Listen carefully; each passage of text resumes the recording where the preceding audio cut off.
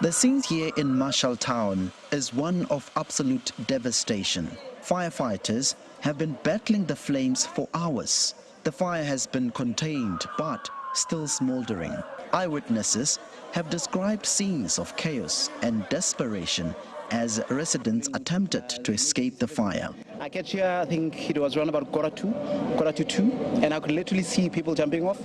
And obviously there were already bodies that were on the floor, and the paramedics were already, luckily the paramedics were already here, and the fire engine was already here as well. I think our response was quick because we, in the area of the inner city, we had vehicles which were already on standby, and then we managed to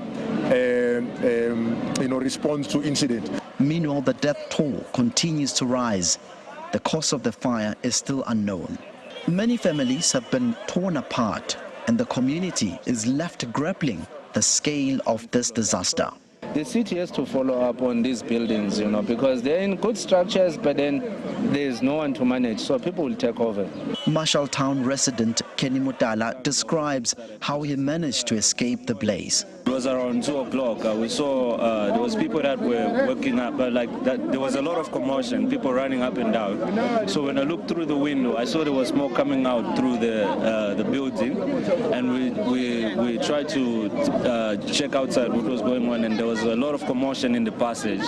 There was people that were running up all over. They were looking for an exit because some of the exits were closed, and the actual fire escape was closed. So there was a lot of people, a lot of people smoked, people were suffocated, a lot of people died because of the smoke, because there was a lot of pressure at the gates. Some of the gates were closed. The time I was there to go outside, I found too much people on the corridors. I failed to go that side because there was too much smoke, too much people, and we failed to open the gates. There's a gate inside there. So we just decided to go and jump on the window. Officials are expressing their condolences and promising a thorough inquiry. However, no one is taking responsibility for this. It's not just our problem as government. It's a collective problem because the people are occupying these buildings are our citizens.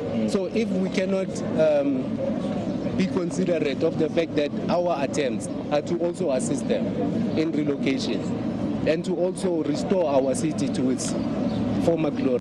Government is here, that's why we are here, and that's why we are here to understand what has happened, what needs to be done, and of course we're going to look internally inside the city for accountability of whether indeed it was truly the negligence of the city or it was the people really not heeding to the call of the city to do the right thing. 73 people confirmed dead. That number could still change. As investigations continues, our thoughts are with the victims and their families in this incredibly difficult time. From Johannesburg, South Africa, Innocent Symons, Channels Television News.